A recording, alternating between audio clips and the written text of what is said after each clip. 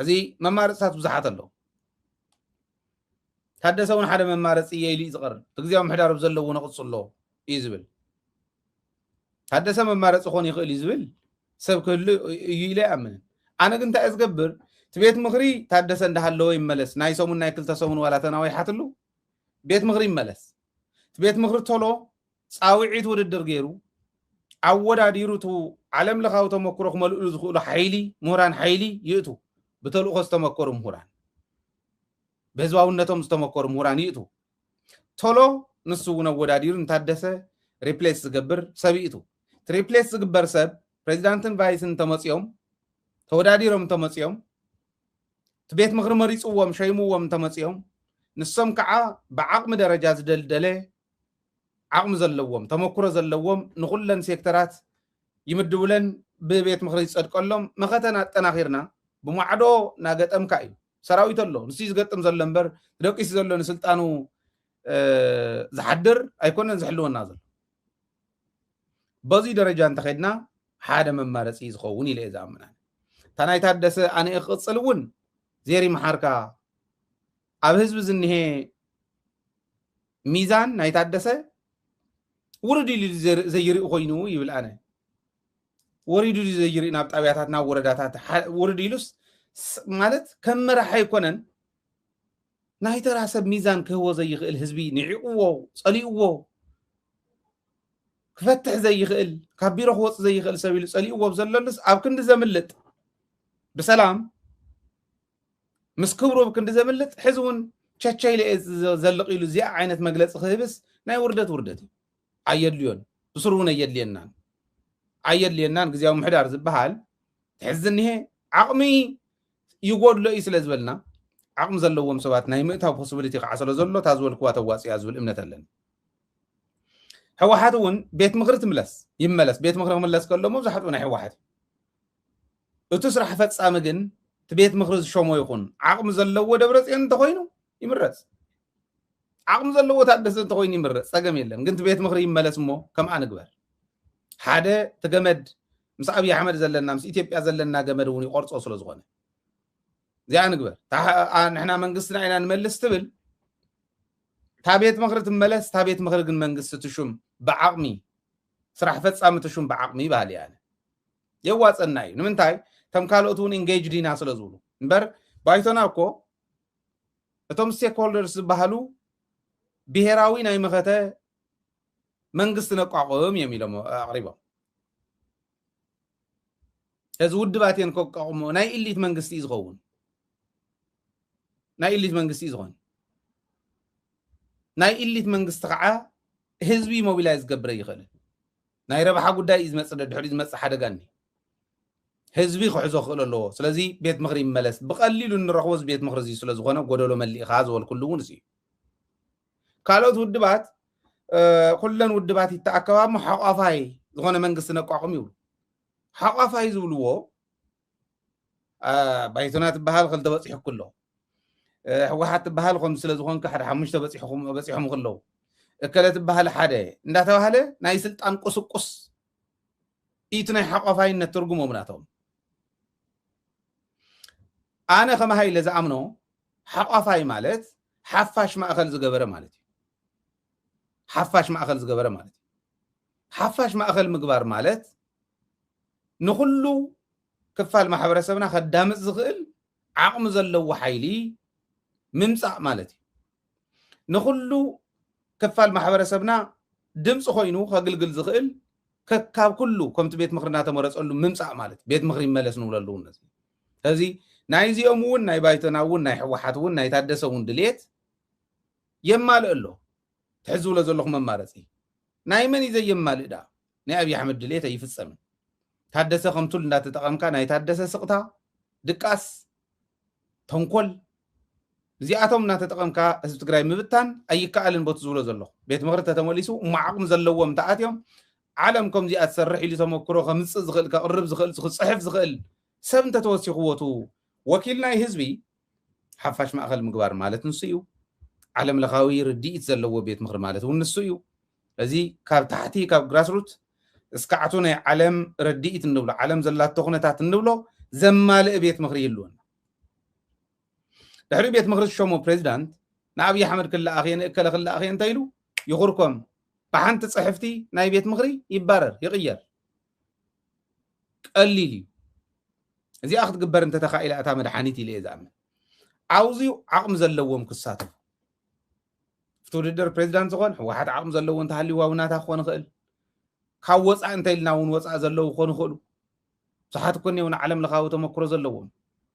ዓበይቲ ብህዝቦም ዘይደራደሩ ኣለውና ብተልእኾ ዝተመከሩ ኣያታት ኣለውና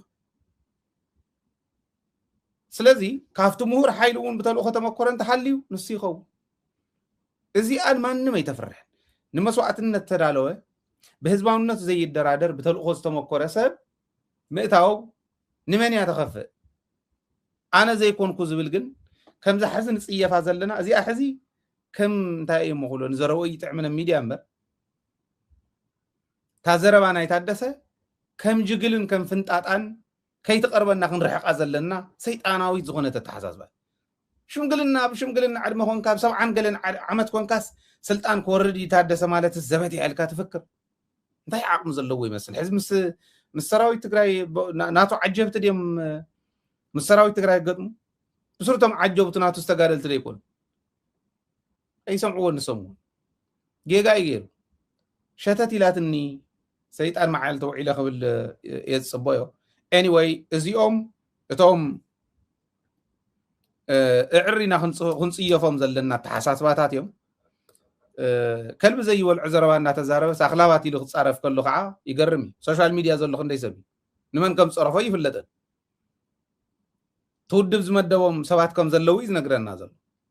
تودب زمدوم سبات ناي ودب حساب زي ايام موزي اخذ كون يلم كخدو زرعهم سبات يلو حسابهم زغلصيو كلب زي والعزربات تزارب كاس كلب يلك اخذ تصرف نوري نورا منتيو مخ عمر حخون كازبل كوسدو خللو ونسي ازبل قصال مرحي ناي تግራይ تولو مصلو زخلو المنغدي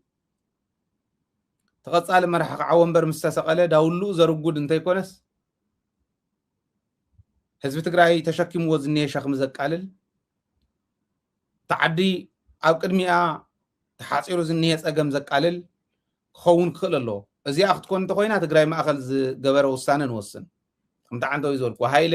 ከምረጽ ኢለ ይኮንኩን ከም ዝገብርሎ ከም ዝበለ ድሌትውን ይብለይ ዓዲ ክተውጽ እንተኾንካ ተገዲድካ ተኣትዎ እምበር በዓልኻ ደሊኻ ተኣትዎ ፈተና ይኮነን እዚ ከመይ ከም ዝጣዓመቶም ግን ትገርመኒ ከመይ እንዳጣዓሞም እዮም ኣደ እንዳነብዐት ቆርበትን ዓጽምን ተጣዊቁ እንዳርአዩ ህፃናት ተይተረፈ ካፍትናቶም አንደበት ንላዕሊ እንዳተዛረቡሉ ፀገም ትግራይ ፀላኡን ከበብኩኹም በላዕኹም ኣብዝለሉ ኣብዛ እዋን እዚ ኮይኖም ስልጣነይ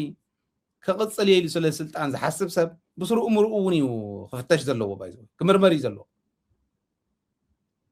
የጠራጥሪ ጥዕና ፀገም ክህልዎ ምኽእል እዚኣቶም ዕቤት ክመፅእ ከለዉ እንደሜንሻ ኣሎ ካሊእ ነገር ኣሎ ስለ ዝኾነ ብጥዕኑ እውን ዝዛረበሎ ኢለ ክሓስብ እውን የፀገም ሓድሓድ እዩ ናይ ጥዕና ፀገሙን ኮነ ይኽእል እዚኣቶም ኣብ ዝኾነ ናይ ዓረጋውያን ማእኸል ጌርካ ትሕብሕቦም እምበር በቃ ማለት ብሕልና እንተ ሞይትካ ማለት እምበር ትዕድመ ደቂ 80 ከም ትኸምኡ ይመርሕለው እዮም ትራምፕ እውን ወዲ 80 ብርግፅ ቤት ምክሪ ኮንግረስ ናይ ኣሜሪካ ዲሜንሻ ከይህልዎ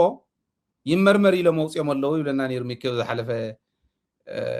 እናቕረበ ይመርመር ንዶክተሩስ ተፃሒፉሉ ካብ ኮንግረስ نحنا وني مرمر خنو بلوم زغبانا سبات يوم زياتهم يترفدن الصوم نحنا ابناتي علم زلون زليلو زاتو بقى سلطان توهيل زليل كازو سلطان يكونن شخم كوي مغنياتو كفيل كتحضر لي دقس كتحضر لي يكون كفيل كان عالم قداك تنببنا وشتخا مفتحي كافتين كتلقاقم تحضرلو حزبخا كتملس عدخا كتخبر دقس ان كتحضر له بوزيشن لازم حسب اللو نالواش حكمنا اللي انت توهيلون حكمنا يخرق زلو امبر قبل عليه تግራይ مقلاد نوري እዩ ውርደት ከዓይብሱ ሌጋሲኹም ይተقبሩ ከም ጻድቃን ናይ ጻድቃን ሌጋሲ ንዕት ዓረይ ኢልካ ቀለም ቀቢእኻ እውን ክትመልሳ ይትኽእልን ሕዚ ተዋሪዱ እዩ ኺል ተዋሪዱ ይኽእል ከለኹ ክሰርሕ እውን ኣይኽእል እምባይዘው ተንኮል ክፍሕስ ዝኽእል እምበር ተንኮላት እውን ኣብ መሬት ትግራይ ወሪደን ክሰርሓ ይኽእላ ናይ ጻድቃን ኩሉ ፈሊጥዎ ናይ ጻድቃን ተንኮል ዘይፈልጥ ህፃን እውን የለን ታደሰ እውን ብኡ ደረጃ እናተጸልአ ዝመጸሉ እዋን እስካዕ ትጽልኡ ካብ ተሳቂዎ ነቲ ህዝቢ ብጋናኹም ሌጋሲኹም ተተቕጽሉ ይሓይሽ እዩ እቲ ውድብ ተዓንተ ወይ ተዛረብክዎ ኣብዚ ጽሑፍ ይርኦም ነይረ ከደት ገለ ይብሉ ፈላላይ ናይ ሕወሓት ስለ ዘውረና ኣሎ ማለት እዚ ዝዛረቦ ዘለኹ ሕወሓት ክስተኻኸል እምበር ኣፈላላይ ተፈጢሩ ትውድብ ወደቐ እንተ ዝበሃል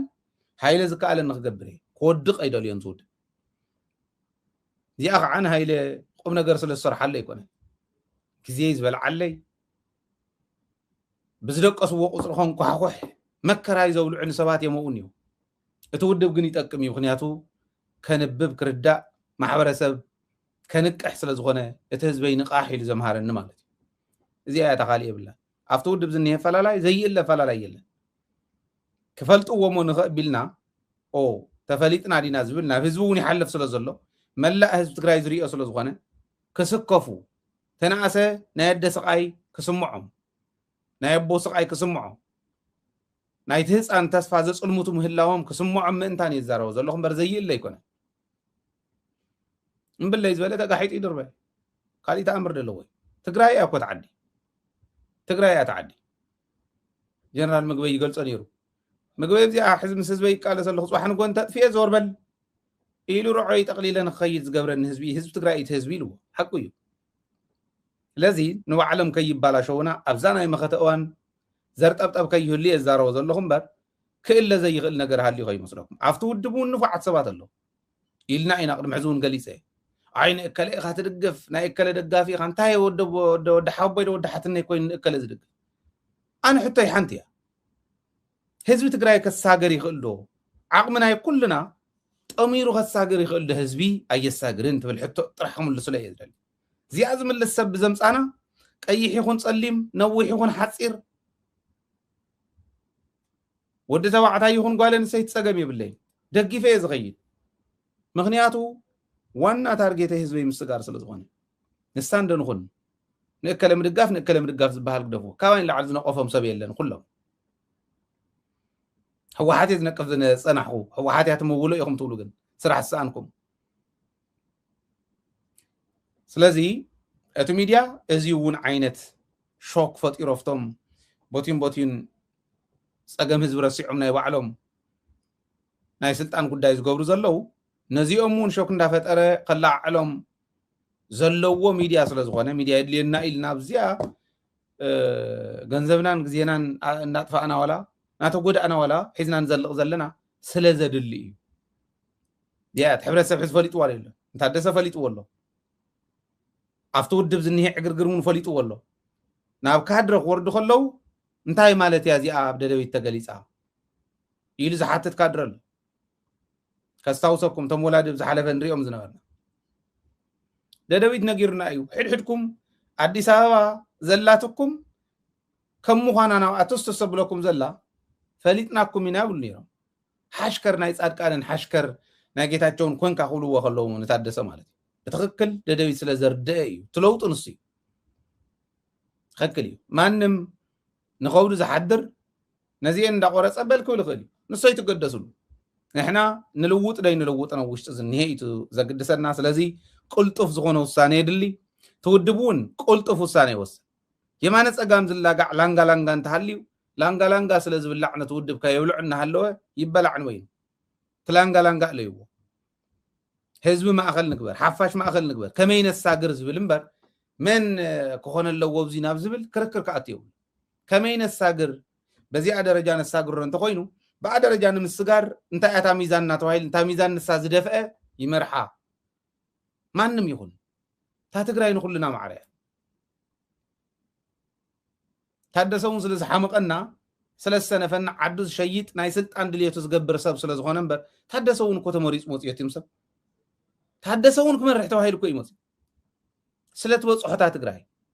ከማና ስለ ትበፅሖታ ትግራይ تحزني هنا سلطان هرفي زطلع الناس زلوا مالتي إنها سلازم قلت في زغنا وساني يدلي أو كل التنقر عفتو ودب زنيهن ممعرايون قلت في وساني يدليو ناي غزياو محدار تكاي انتايت مصاينا زولون قلت في وساني يدليو منغست مملاس بيت مغرب مملاس زول دليت كم مغلاص وصاي بحوحات ون زمصنا يلا ايرا هنا زياده وساني لس كوميتد كوينو زغدلو يراهم تاوسانه مفليطملو منغستن بيت مغرب زملسو مخارو بيت مغرب يملس مرص اخ غبريس كعمال زخدو سبات كعلو يوم تصحف سديدو ملنا عم لنا اكل خبل يدل ازيو بميستر استحسل زغونه بميستر زي تحز انتحزنا يون زغود انا عنتو يزحلفكو سلازي ممارصات لو كفيلنا نرايهم بهصص هزو ما اخل غيرنا نرايهم بهصص كلنا انجيج نكون تحساب نقربو زلنا ونرايو سلازي تليلنا تمليسو مريتنا نملسلو كنتات كفتر انت خوين زي تهزبهم غير كايز مرح المسواتنا زي ترى لو تقراوا يلن سلعدن دحر تلاعي يلن كبدامو زديسا زهدم زلو طرح تزي كوين مالتي لذي ازيت وانا كون زلو حادنت نايت ودب حادنت نايت ناي مخت حيلي يدلي تجزاو محدار ز تكون طولو كوسان يدل خلت وسانه زول كوس يفتو ودبون افت جزاو محدارون وسانه اليوم ناي كلنا حساب توصيدو غبر خل الله ويله يزامن حنتي جيتاچو زبلاني را طعمي تقرم تادسن تايلوفت مغلصيس حنتي اتا تግራይ ታዘላትና ስለዚህ ካውዚ ፍሒተ ይብልን خبل كله فخافتا سلطان مالتو مخالي يرداني ካብ ትግራይ ወፅን ዋላ ወሪ ይደውን ዋላ በስልጣን ኮይነውን ኣብ ትግራይ የዘለኹ ንምባል እንተኮይና ግን ጽብቅትያ ምክንያት ጌታቸው ውን ይልዋን ይሩ አይተግበራን ስለዝኾነ ወድ ወረደ ከትግበራ ይሆን ዝብል ንምርዳእ ጌታቸው እንታይል ነይሩ ከስማዓኩ የትግራይን ህዝብ ለቀጣይ ውርደት ብዳርግ ኖሮ ደግሞ የበለጠ ማይወጣል ይሆን ነበር